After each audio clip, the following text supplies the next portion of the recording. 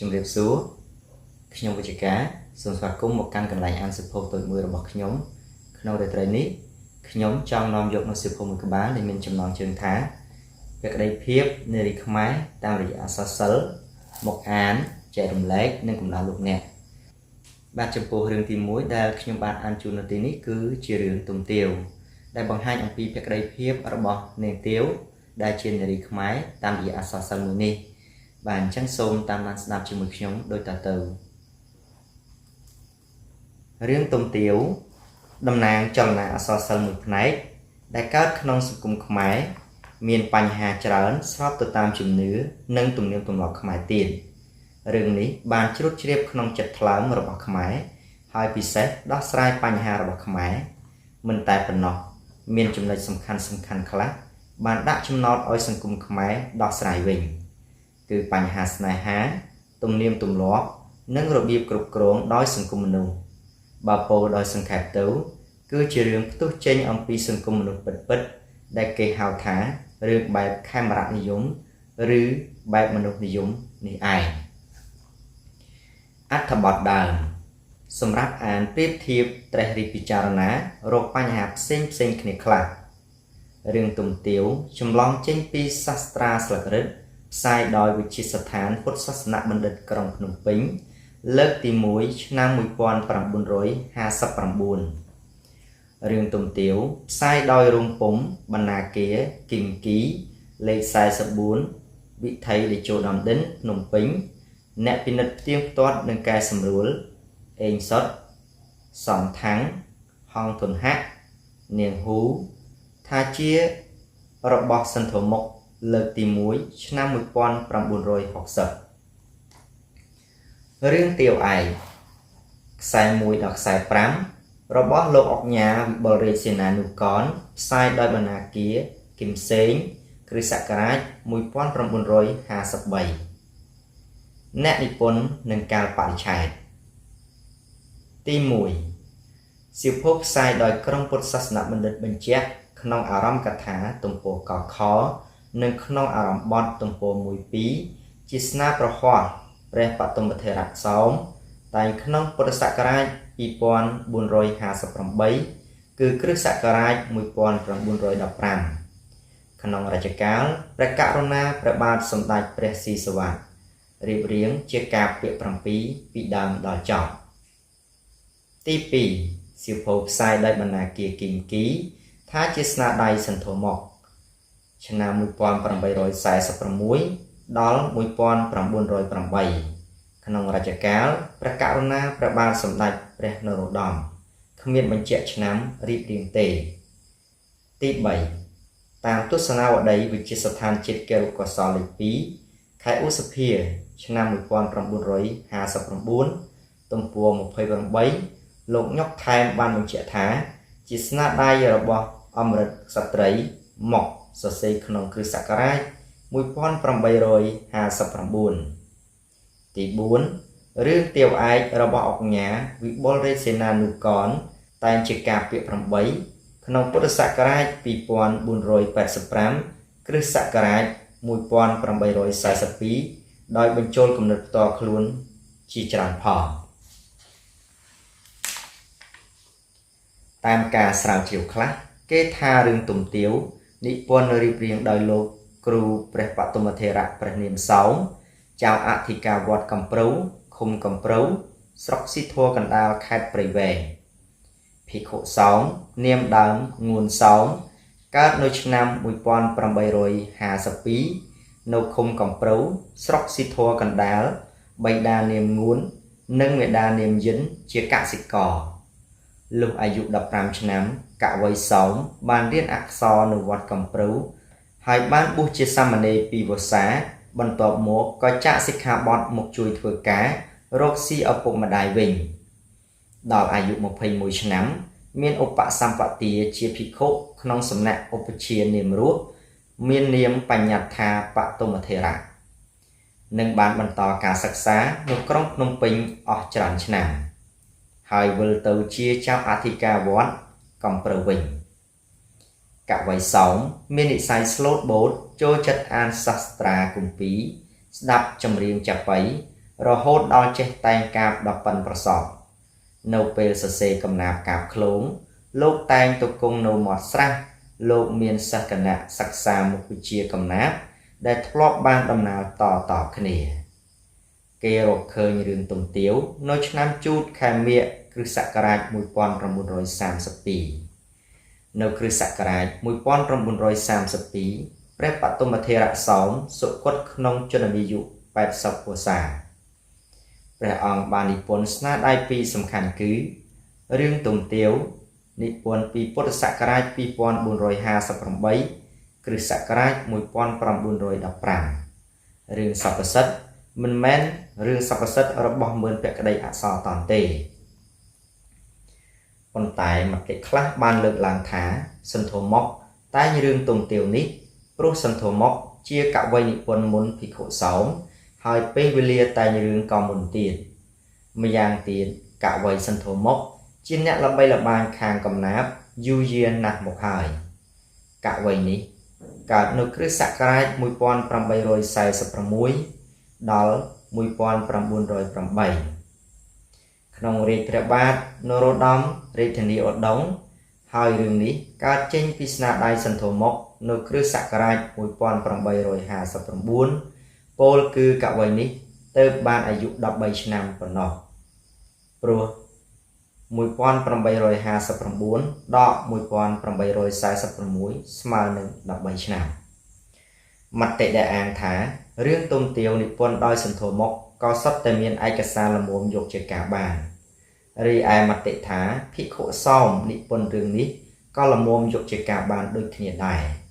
ចំពោះមតិទាំងពីរនេះពុំអាចឲ្យអ្នកសិក្សាវិនិច្ឆ័យបានភ្លាមនោះទេលុះត្រាតែត្រេះរិះដោយវិចារណញ្ញាណបន្តិច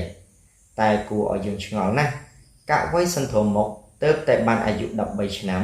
អាចទៅជាកវីមានកតស័ព្ទខ្ទរខ្ទាខាងកំណាព្យប្រកបដោយសំនួនវោហាមានសិលលាយចម្រុះដោយបញ្ហាសង្គមមនុស្សស្នេហានិងការគ្រប់គ្រងយ៉ាងនេះពុំសូវសមហេតុផលសោះម្យ៉ាងទៀតនៅសម័យឧដុង្គគេស្រាវជ្រាវទៅពុំឃើញមានប្រើបទកំណាព្យពាក្យ7នៅឡើយទេគឺប្រើបទកកតិបន្ទោកាព្រមកិតលៈបើយើងនិយាយរកផុសតាងពិតប្រាកដរឿងទុំទាវជាស្នាដៃរបស់ភិក្ខុសោមព្រោះនៅខាងដើមរឿងអ្នកនិពន្ធបានថ្លែងប្រាប់ជូនក្នុងកំណាព្យពុំឃើញមានឈ្មោះសន្ធោមកឡើយ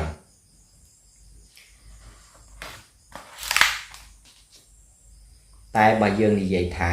រឿងទុំទាវជាស្នាដៃរបស់សន្ធោមកមែនតែបាត់រកពុំឃើញហើយជាកំណាព្យបុរាណពុំមែនជាកំណាព្យពាក្យ7ដូចយើងសពថ្ងៃនេះទេប្រហែលសមម្យ៉ាងដែរពិសេសទៅទៀតគឺដោយសារស្នាដៃសន្ធោមក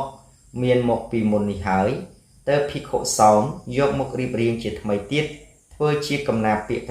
7នៅគ្រិស្តសករាជ1915ដែលមានសេចក្តីជាផុសតាងថានេះនឹងថ្លាថ្លែងតែងចរចាលបើកលបងលបែងលបាយកាយកាព្យាតាំងតែងដំណើរកាលមុនជានិទានយូយាឃ្លាឃ្លាតឆ្ងាយ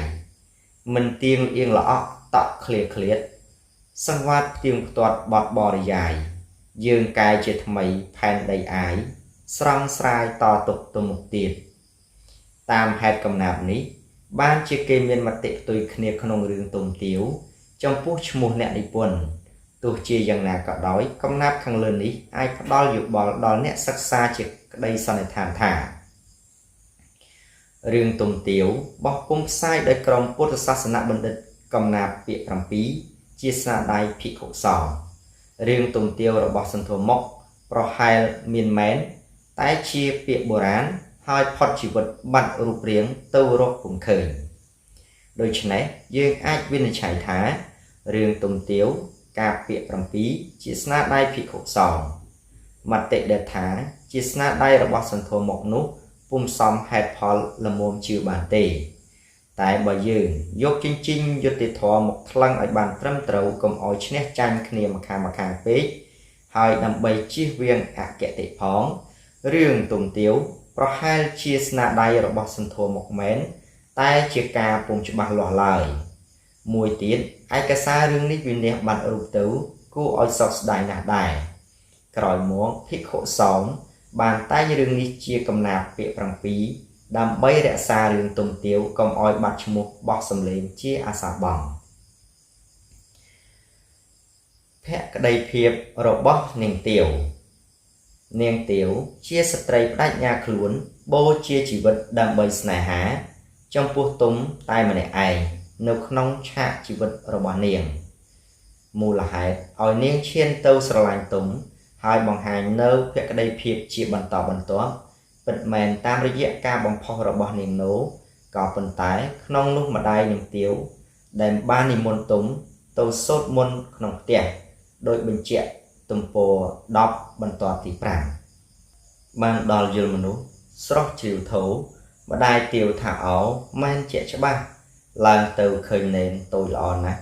ផ្គុំហាត់សំពះក្រាបបង្គំហើយទូលសួរថាករុណាម្ចាស់និមន្តទៅផ្ទះសត្វជាខ្ញុំឆាន់ស្លាបានម្ដងហើយយើងសុំនិមន្តលោកកុំខានណាម្ចាស់ដូចនេះយើងឃើញថាក៏មានឯកភាពពីម្ដាយនាងដែរក្នុងការធ្វើឲ្យមានវត្តមានទុំនៅលើផ្ទះនេះក្រោយពេលស្មូតចប់យើងសង្កេតឃើញថាម្ដាយទាវពេញចិត្តមិនតិចទេចំពោះរូបទុំហើយបានសុំនាងទុំធ្វើជាកូនធម៌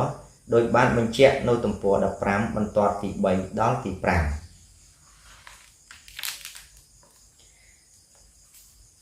បាសក់សំពះខ្លះពុតទុំលំនៅត្បូងឃ្មុំខ្ញុំរក្សាសូមជាកូនធម៌ខ្ញុំករណាមេត្តាអស្យោគលោកប្រណីយើងឃើញថាស្នេហាទាវជាស្នេហាប្រកបដោយភក្តីភាពចំពោះទុំគឺមានបំណងប្រាថ្នាជាតិនេះទៅមុខឲ្យបានជួបជុំទំព័រ13បន្ទាត់ទី14ដល់16ទាវយកផាហុំប្រែកំញីដន្លាប់ទិញថ្មីបារីស្លាបត់បែតែងស្រាប់ចាប់លើកគងបិទទូល3ដងប៉ងប្រាថ្នាថាសូមដេជះព្រះករុណាសូមដូចសច្ចាចិន្តាផ្សំភក្តីភាពនាងទាវចំពោះទុំកាន់តែបង្ហាញឲ្យឃើញជាក់ស្ដែងនៅពេលដែលទុំបែកពីនាងត្រឡប់ទៅដល់ភ្នំវិញពិតមែនហើយថាអ្នកទាំងពីរពុំទាន់ជាគូស្វាមីភរិយាក៏ដោយតែទឹកចិត្តស្មោះស្ម័គ្រនឹងបានគ្នាស្ដែងឡើងនៅមនោសញ្ចេតនាជ្រាលជ្រៅបំផុតដោយបានបញ្ជាក់ទំព័រ24បន្ទាត់ទី3ដល់ទី6ថាអោអញស្ដាយក្រហាយប្រានមិនខ្សានធ្ងន់ខ្លួនព្រៀបហាក់ភ្នំរលើងបុព្វតាផ្ងារលំសង្កត់សៀតក្រំរំដំខ្លាំងខ្លោចផ្សាក្តៅក្ដួលខ្មួលក្នុងថ្លើមដង្ហើមផុតផុតស្លុតផន់ភាំងម្លេះហើយលោកអើយប្អូនមរណាំងខ្លួនស្លាំងស្គាំងស្គមទ្រាំវេទនាពីដូចរួចអ្នកចាក់ចោលទៅទុកខ្ញុំប្អូននៅឲ្យកំព្រាកំប្រនព្រួយប្រានពុំបានជាទាវរារកមើលព្រើលស្រមៃ1ស្នេហារវាងទុំនិងទាវរឿងទុំទាវជារឿងស្ថិតក្នុងពេលនិយមអក្សរសាស្ត្រជាតិខេមរនិយមអ្នកនិពន្ធបានបង្ហាញបញ្ហាផ្សេងប្រកបទៅដោយសភាពការជាក់ស្ដែងនៃសង្គមមនុស្សតាមមនោគតិភិក្ខុសោមបានលាតត្រដាងសាច់រឿងតាំងពីដើមដល់ចប់នៅតួអង្គពីរគឺទុំនិងទាវជាគូសង្សារនឹងគ្នាប្រភពស្នេហាបានឧបដាក់ឡើងក្នុងបេះដូងក្រមុំទាវជាដំបូងហើយទាវបញ្ចេញនៅអាកប្បកិរិយាខ្លះឲ្យទុំដឹងនៅគំនិតរបស់នាងដោយឃ្លាបញ្ជាក់នៅទំព័រ12បន្ទាត់ទី9ដល់ទី10អើតអើមដកកច្រហមមាត់ចង់ចេញប្រកាសគ្មានគេហៅស្លុតស្លឹងម្នាក់ឯងដោយក្មេងសាវស្ទុះចូលយកអាវពាក់ពេនាឃ្លានេះបានបង្ហាញថាទាវបានស្រឡាញ់ទុំបន្តិចទៅហើយស្នេហាធ្វើរឹកបែបទាវនេះមតិខ្លះរិះគន់ថាស្រីភ្លើតភ្លើននឹងស្នេហាតែមតិខ្លះថានាងស្រឡាញ់ទុំតាំងពីពុំទាន់បានឃើញមុខទុំម្លេះគ្រាន់តែឮពាក្យនាងនោប្រាប់អំពីរូបឆោមក៏កើតសេចក្តីចូលចិត្តចង់ឃើញហើយចេះស្រឡាញ់ខ្លះទៅហើយលុះនេនទុំមកដល់នាងតែងជ្រួលច្រាវដូច្នេះនាងធ្លាប់តែនៅផ្ទះម្ដាយ មិនឲ្យដើរទៅណាទេទទួលដឹងថាមានមនុស្សល្បីល្បាញចម្លែកក៏ចង់ឃើញបានជានាងច្រាស់ច្រាវបន្តិចម្យ៉ាងទៀតនាងនៅក្មេងសេចក្តីពេកពុំតាន់ចេះគិតគូរឲ្យបានល្អិតល្អន់មិនស្គាល់ការអៀនខ្មាស់បានជាគេរិះគន់នាងបានតែមតិខ្លះថានាងបានស្រឡាញ់ទុំពិតប្រកបមែនថែមទាំងយកស្លាផាហុំនិងបារីប្រគេននេនទុំទៀតផងហើយសច្ចាថាឲ្យបានជួបគ្នាដោយមានឃ្លាមួយថាទំព័រ13បន្ទាត់ទី15ដល់ទំព័រ14បន្ទាត់ទី2បាត់បែតែងស្រាប់ចាប់លើខ្គងបិទទូល3ដងប៉ងប្រាថ្នាថាសូមតេជះព្រះករុណាសូមដូចសច្ចាចិន្តាផ្សងសូមជួយឲ្យជួបរួបរួមកាយកុំឲ្យឃ្លាតឆ្ងាយដោយបំណងជាតិនេះជាតិណាសត្យាផងបានដោយបំណងចង់មេត្រីយើងឃើញថានាងទាវទទួលនៅសេចក្តីស្នេហាដែលចូលមកលុកលុយក្នុងបេះដូងរបស់នាងភ្លេចគិតដល់វិធីរក្សាចរិយាសម្បត្តិខ្លួនជាស្រីដែលត្រូវរក្សាប្រពៃណីនិងទំនៀមទម្លាប់បែបណាឲ្យបានល្អរីនេនទុំសោតឃើញនាងទាវហុចដៃឲ្យដោយពាក្យសម្ដីខ្លះក៏ព្រើលជ្រើមនឹងស្នេហាភ្លេចគិតថាខ្លួនជាអ្នកបួសនៅជាលោកនេនដុំពពុកស្នេហាដល់ខ្មៅងងឹតមកបាំងបិទលោកនេននេះឲ្យធ្វើអំពើដោយក្រហោះទៅវិញដោយពាក្យថាទំព័រ14បន្ទាត់ទី7ដល់ទី10នេនទុំទទួលគ្រឿងបរិក្ខាស្រេចស្រាយយកស្លាឆាន់រួចនៅឈប់អង្គបន្តិចសាយព្រេងម្សៅរលឹកដល់ទៅមុនសារិកាលិនថោងក៏រវឹករំលឹករកសម្បលីហើយយកមនីចិន្តាលោកយកប្រទាលឆាន់នឹងស្លាសោតសាសក់គ្រប់ចប់ជាម្ដងកាលបើទុំមានស្នេហាខុសចាកប្រពៃណីពីភេទសាមណេរដូចនេះគួរឲ្យមានការស្អប់ខ្ពើមនេននេះបន្តិចដែរព្រោះស្នេហាបែបនេះព្រះបរមគ្រូទ្រង់ហាមដាច់ខាតមិនឲ្យបព្វជិតប្រព្រឹត្តទាល់តែសោះនេនទុំភ្លេចខ្លួនថាជាអ្នកបួសនាងទាវភ្លេចខ្លួនថានៅក្រមុំពុំគួរស្នេហាខុសភេទគ្នាដូច្នេះសោះអាស្រ័យហេតុនេះអ្នកខ្លះមានទស្សនៈនិយមថារឿងទុំទាវជាស្នេហាពុករលួយពុំគួរយកត្រាប់តាមការឲ្យមតិនិងចាប់អារម្មណ៍យ៉ាងនេះគួរឲ្យសរសើរដែរព្រោះស្នេហានេនទុំនិងនាងទាវឃើញថាពុំល្អមើលមែនជាកំហុសមួយយ៉ាងធ្ងន់ធ្ងរដែលនេនទុំសុំលោកគ្រូសឹកលោកគ្រូមានពុតដីកាថានេនឯងសឹកពុំទាន់បានទេព្រោះជើងលេងឆ្លើយថាមានគ្រោះថ្នាក់រងចាំឲ្យកន្លងពី3ខែទៀតទើបសឹកបានទុំនាយលេខអត្តនេះនឹងបង្ហាញដល់ទុំពិតប្រាកដតែនេនទុំចេះមុខរឹងប្រាំងទៅពឹងញោមឲ្យមកជួយនិយាយនឹងលោកគ្រូធ្វើពុតជាឈឺចុកសៀតក្នុងពោះមានរោគធ្វើទុកប៉ុន្តែជារោគស្នេហាចាក់រោគសោះកាលណានឹកនាងទាវនេនទុំយកផាហុំមកអោបរឹតជំនួសនាងទាវលុះពឹងញោមមិនបានសម្រេចដូចបំណងក៏ស្រាប់ស្បង់ចូលក្នុងព្រៃយកផាហុំនាងទាវមកស្លៀកពាក់ដូចគេរាល់គ្នាចូលចិត្តនឹងអំពើនេះណាស់រីឯទាវកាលបើទុំចេញពីស្រុកត្បូងឃ្មុំបាត់តែនឹកដេកមិនលក់បក់មិនលហើយទាល់តែនឹងនោលួងលោមនិយាយថាទុំមុខជានឹងមុខវិញមិនខានទើបនាងធូរចិត្តដេកថ្មិចភ្នែកដេកលក់បានខ្លះច្រេះស្នេហាដកស្នឹមនិងបេះដូងទុំនឹងទាវពុំអាចរបេះទៅណាសោះក្រោយពីភេទមកជាក្រហោះទុំបានមកជួបនារីទាវដោយបំណងហើយចែកចៅផ្ដាំពាក្យសម្ដីគួរឲ្យចាប់អារម្មណ៍ដោយឃ្លានៅទំព័រ54បន្ទាត់ទី3ដល់ទី4ទុំថាខ្លួនបងដោយដំរីខ្លួនប្អូនស្រស់ស្រីដោយអំពៅដំរីបានផ្អែមមិនដែលទៅឆ្ងាយពីអំពៅណាអូនណាទំព័រ53បន្ទាត់ទី7ដល់ទី8ទុំថាខ្លួនបងដោយរាជសីខ្លួននាងទាវស្រីដោយគុហារាជសីបើបានលំនៅជាមិនឲ្យឃ្លាតឃ្លាគុហាឡើយនាងទាវស្រឡាញ់ទុំហើយប្រកែកដែរ តែចិត្តនៅតែស្រឡាញ់សំដូចពាក្យចាស់ថាមាត់ចេះតែប្រកែកអំរែកចេះតែទទួលទុំនឹងទាវស្រឡាញ់គ្នាតែមួយនឹងមួយហើយសុទ្ធតែថ្មងថ្មីដូចគ្នាសូម្បីតែនៅចំពោះព្រះភ័ក្ត្រព្រះរាជាក៏ទុំហ៊ានទូលព្រះអង្គថាទាវជាសង្សាររបស់ខ្លួនតាមរយៈការស្មូតថ្វាយព្រះអង្គទំព័រ77បន្ទាត់ទី15ដល់ទី16ខ្លាចព្រះចេស្តាម្ចាស់ទ្រង់រិទ្ធទូលបង្គំសូមពិតឯទាវនឹង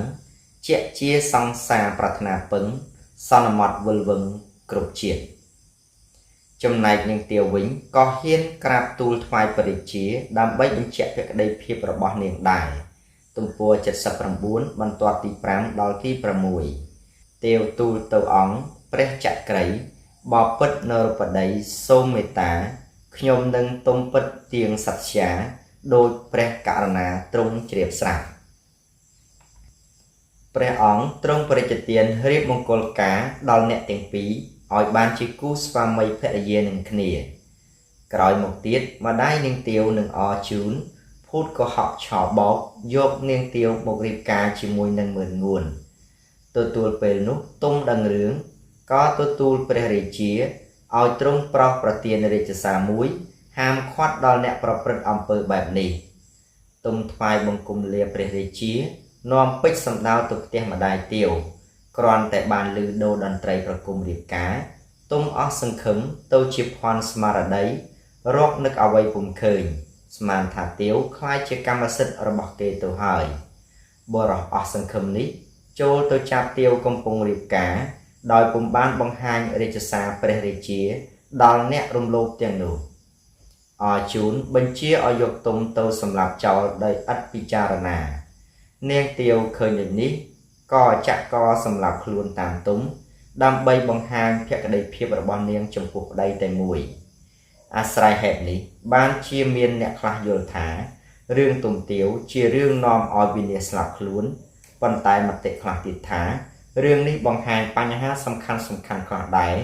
ដូចជាការប្រព្រឹត្តខុសវិន័យនៃអ្នកបួសជំនាន់លង្វែកបញ្ហាមនុស្សជិះជាន់មនុស្សបញ្ហាជ្រើសគូស្រករនំមិនធំជាងនាលមានន័យថាឪពុកម្ដាយទុកដាក់ទៅលើនរណាកូនត្រូវប្រណិប័តតាមមតិខ្លះទៀតថារឿងទុំទាវពុំមែនបង្ហាញសុទ្ធតែស្នេហានិងកាមអារម្មណ៍នោះទេបើរឿងនេះបង្ហាញដូច្នោះមែនមុខជាអ្នកនិពន្ធបញ្ចប់រឿងនេះត្រឹមពេលទុំនិងទាវស្លាប់ទៅហើយរឿងនេះគេចង់បង្ហាញអំពីអំពើដ៏លាមក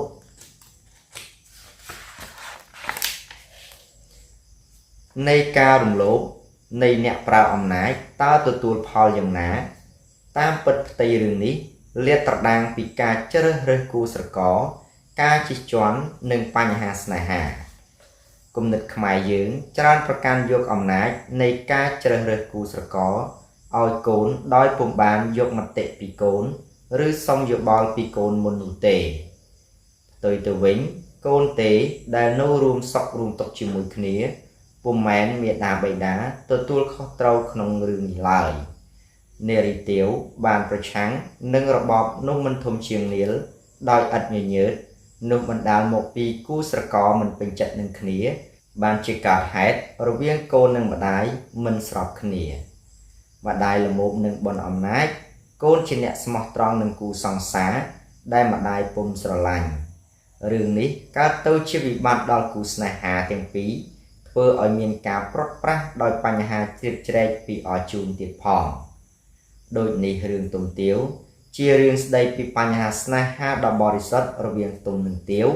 ហើយបង្កើតនិត្តយភាពតាំងឡើងបន្តិចម្ដងរហូតដល់ស្លាប់យើងសន្និដ្ឋានថា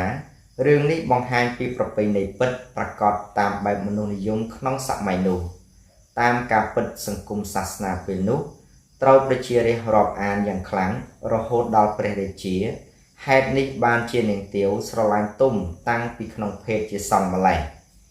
ជាពិសេសបញ្ហាស្នេហាគ្មានសេរីភាពនាំឲ្យមានវិបត្តិដល់តួអង្គដោយការរំលោភនៃជនមានអំណាចតាមបែបសម័យសក្តិភូមិ រឿងនេះក៏បានអប់រំយុវជននិងយុវនារីឲ្យយល់ច្បាស់ពីបញ្ហាស្នេហានិងអ្នកកាន់អំណាចសម័យនោះបាទអញ្ចឹងក្នុងរាត្រីនេះខ្ញុំបាទសូមអានជូនត្រឹមប៉ុណ្ណេះសិនចុះគឺត្រឹមទំព័រទី22បាទក្នុងរាត្រីក្រោយខ្ញុំនឹងបន្តពីទំព័រ23បន្តទៅទៀតចំពោះអ្វីដែលខ្ញុំបានអានប្រសិនបើមានការខុសឆ្គងនៅសំណួរសូរពាក្យណាមួយដែលមិនត្រឹមត្រូវឬក៏មានភាពប្រអាក់រអួលមិនសមត្រង់ចំណុចណាមួយក៏សូមខន្តីអភ័យទោសពីសំណាក់អស់លោកអ្នកបាទសូមគោរពលា